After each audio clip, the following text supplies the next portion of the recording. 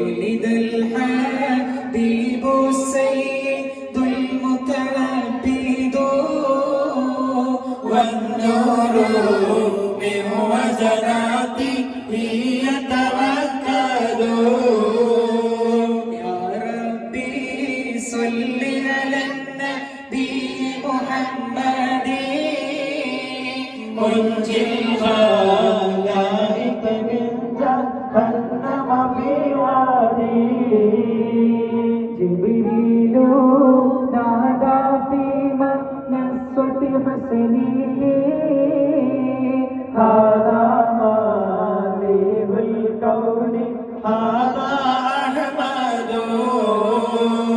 يا ربي صل على النبي محمد منجي الخلائق من جهنم في وادي هذا كحيل الطرف هذا المصطفى هذا جزيل الوصف هذا السيد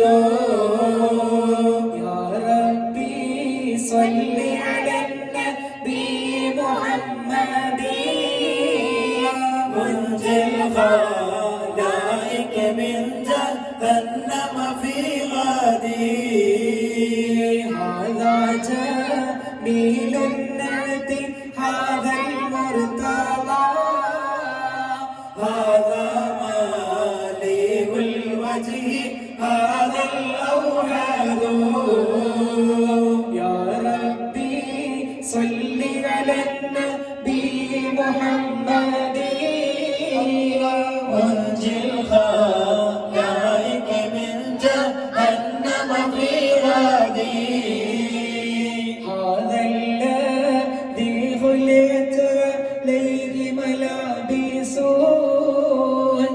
ونفائس فنظيره لا يوجد يا ربي صل على النبي محمد منجي الخلائق من جهنم في غدي قالت ملائكة السماء بيسره ولد الحبيب ومثله لا يولد يا ربي صل على النبي محمد منجي الخلائق من جهنم في غدي بشرى لي أمته برؤية وجهه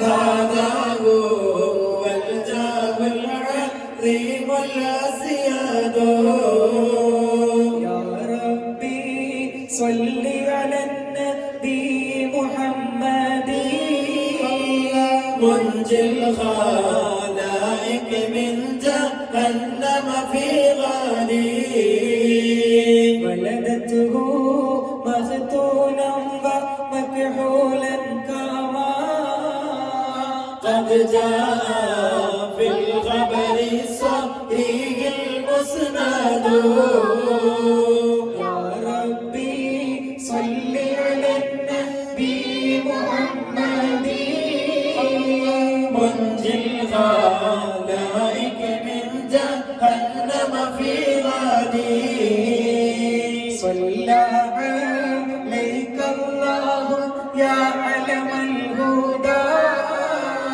ما ناحى طير في الغصون يعرض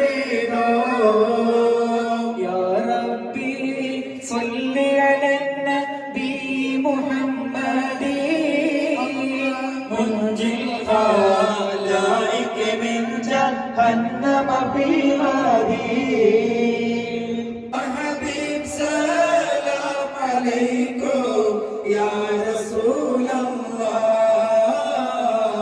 صلوات الله عليكم يا حبيب الله شمس أنت بدر أنت نور فوق نوري أنت إكسير وغالي يا رسول الله أنت مصباح الصدور يا حبيب الله يا نبي سلام عليكم يا رسول سلام عليكم يا حبيب سلام عليكم يا رسول الله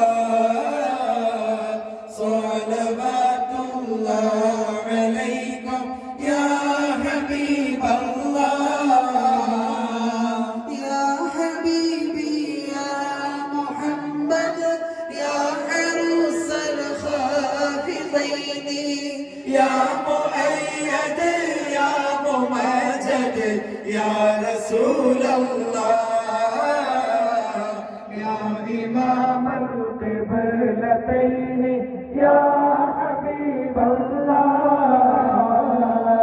يا نبي سلام عليكم يا رسول سلام عليكم يا حبيب سلام عليكم يا رسول الله صلوات الله عليكم يا حبيب الله من رأى وجهك يسعد يا كريم الوالدين حوضك الصافي المبرد يا رسول الله بردنا يوم النشور يا حبيب الله കുത്തേറ്റുകൊണ്ട് വീണല്ലോ സുബഹി നിസ്കാരത്തിൽ. ആ കുത്തേറ്റ് വീണ് അങ്ങനെ വീട്ടിലേക്ക് കൊണ്ടുപോയി രക്തം കൊണ്ടുപോയി. ഇന്നത്തെ സൗകര്യങ്ങളൊന്നും അക്കാലത്തില്ലാതെ ഉറപ്പാണ്. അങ്ങനെ ബോധം കെടുന്നു, ബോധം വരുന്നു. ഈ ഒരു അവസ്ഥയിലാണ് പലരും കാണാൻ വേണ്ടി വരുന്നു. ആ കൂട്ടത്തിൽ ഒരു ചെറുപ്പക്കാരൻ വന്നു. ആ ചെറുപ്പക്കാരൻ വന്നുകൊണ്ട് ബഹുമാനപ്പെട്ട ഉമർ ഖത്താബ് തങ്ങളോട് പറഞ്ഞു, നിങ്ങൾക്ക് എന്താണ് വേവരാതിപ്പെടാനുള്ളത്? നിങ്ങൾക്ക് വേവരാതിപ്പെടാനൊന്നുമില്ലല്ലോ, വളരെ സന്തോഷത്തിൽ ഹാപ്പിയല്ലേ നിങ്ങൾ? മുത്തനബി സല്ലല്ലാഹു അലൈഹി വസല്ലം തങ്ങൾ നിങ്ങളുടെ സന്തോഷത്തോടു കൂടിയാണ് പിരിഞ്ഞു പോയത്, നിങ്ങൾ തൃപ്തിപ്പെട്ടുകൊണ്ടാണ് പിരിഞ്ഞു പോയത്. അതിനുശേഷം ഭരണം നടത്തിയ അബൂബക്കർ സിദ്ദീഖ് റളിയല്ലാഹു അൻഹു തങ്ങളും നിങ്ങൾ തൃപ്തിപ്പെട്ടുകൊണ്ടാണ് പിരിഞ്ഞു പോയത്, പിന്നെ നിങ്ങൾക്ക് എന്താണ് വിഷമിക്കാനുള്ളത്? എല്ലാ സന്തോഷവും നിങ്ങൾക്കുണ്ടല്ലോ എന്നൊക്കെ പറഞ്ഞ് ഒരുപാട് പുകഴ്ത്തുകൾ പുകഴ്ത്തി ആ ചെറുപ്പക്കാരൻ തിരിച്ചു പോകുമ്പോൾ ബഹുമാനപ്പെട്ടവർ ആ രക്തം പമ്പ് ചെയ്യുന്ന അവിടെ കൈ വെച്ച് ഒന്ന് ഉയർന്നു നോക്കി. ആരാണ് വന്ന് ചുറ്റും നോക്കി. അയാൾ തിരിച്ചു പോകുമ്പോൾ അദ്ദേഹത്തിന്റെ തുണി അല്പം താഴോട്ട് താന്നിട്ടും നിര്യാണിക്ക് താഴെ. ബഹുമാനപ്പെട്ടവർ വിളിക്കുന്നു, യാ ഗുലാം ഇർഫഅ സൗബക ഫൈനഹു അത്ഖാ ലിറബ്ബിക വഅൻഖാ ലിസൗബിക. മോനെ, നീ നിന്റെ ആ വസ്ത്രം നിര്യാണിക്ക് മേലേക്ക് ഉയർത്തണം. അത് നിനക്ക് അല്ലാഹുവിലേക്ക് ഏറ്റവും ഭക്തിയുണ്ടാകാൻ കാരണമാകും.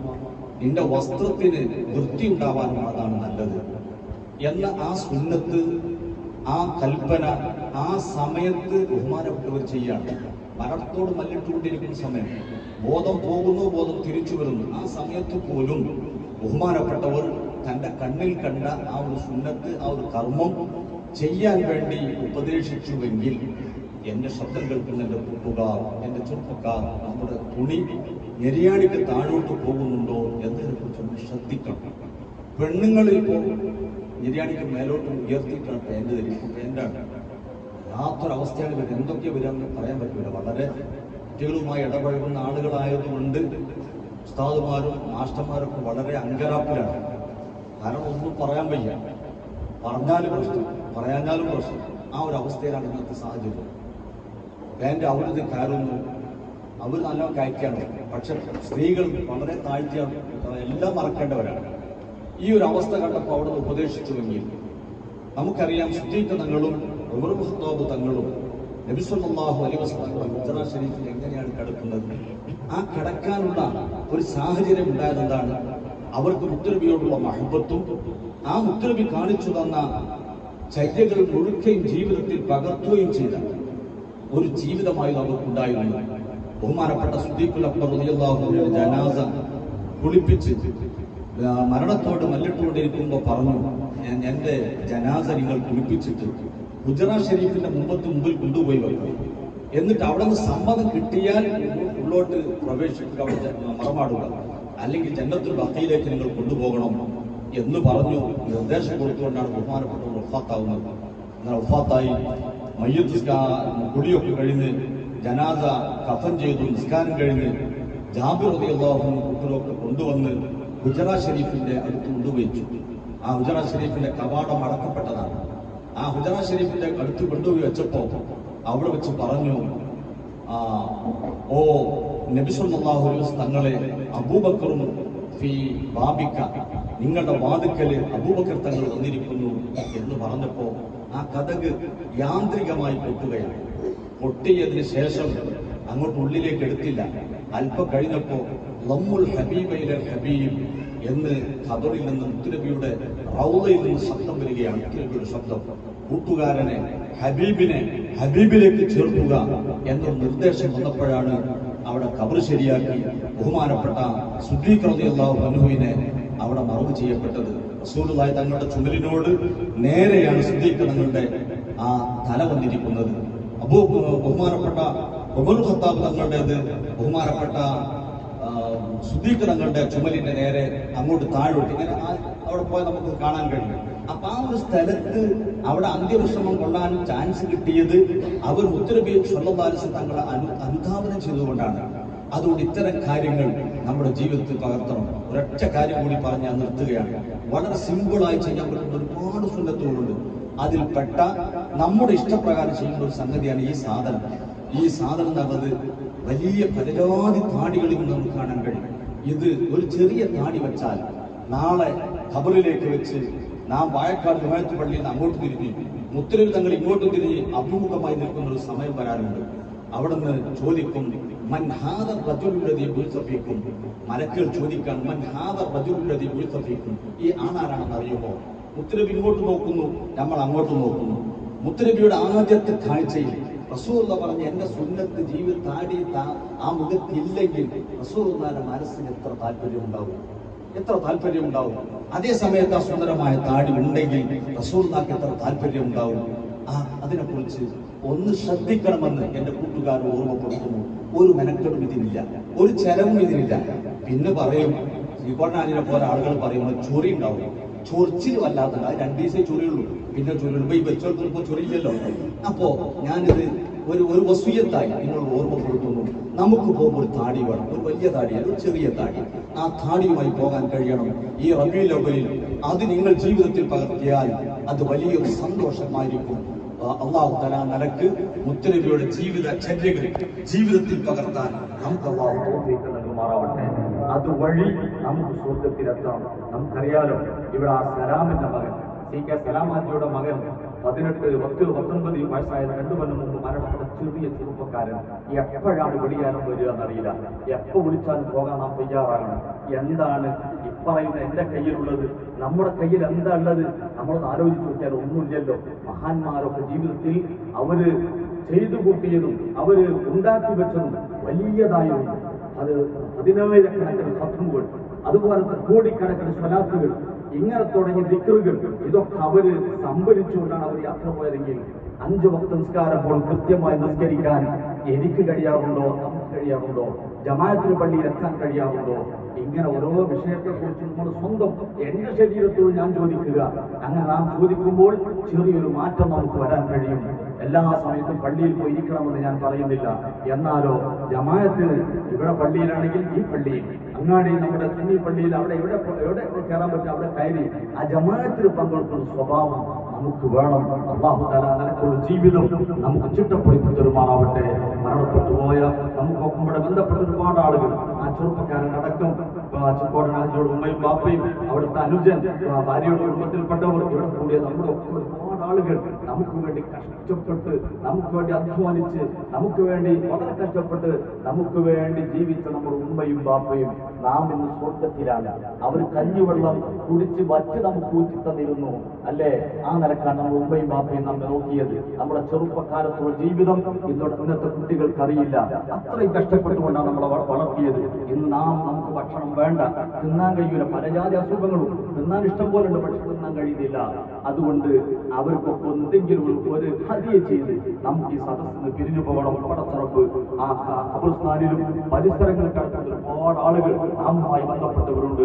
പടച്ചുറപ്പ് അവർക്ക് സന്തോഷം നൽകുമാറാവട്ടെ, അവരെ ഖബർ വിശാലമാക്കി കൊടുക്കുമാറാവട്ടെ. അവർക്ക് ബോധ്യം വരണം നമ്മൾ അവരെ മറന്നിട്ടില്ല എന്ന്. ഈ സദസ്സിൽ കൂടുമ്പോൾ അവർക്ക് ബോധ്യമാവണം നാം ഇവിടെ കൂടിയ നാമാരും അവരെ മറന്നിട്ടില്ല. അത് ബോധ്യമാവുന്ന നിലയ്ക്ക് സദസ്സിന്റെ എല്ലാ സന്തോഷങ്ങളും പടച്ചിറപ്പ് അവരുടെ ഖബറിലേക്ക് നാം ഇപ്പോൾ കഴിക്കാൻ പോകുന്ന ഭക്ഷണത്തെക്കാൾ സ്വാദിഷ്ടമായ ഭക്ഷണമായി അല്ലാഹു ആ ഖബറിലേക്ക് എത്തിച്ചു കൊടുക്കുമാറാവട്ടെ. സ്വർഗത്തിൽ അവരെ കാണാൻ പടച്ചിറപ്പ് നമുക്ക് തൗഫീഖ് നൽകുമാറാവട്ടെ. ഇലാ ഹദ്റത്തുൻ നബി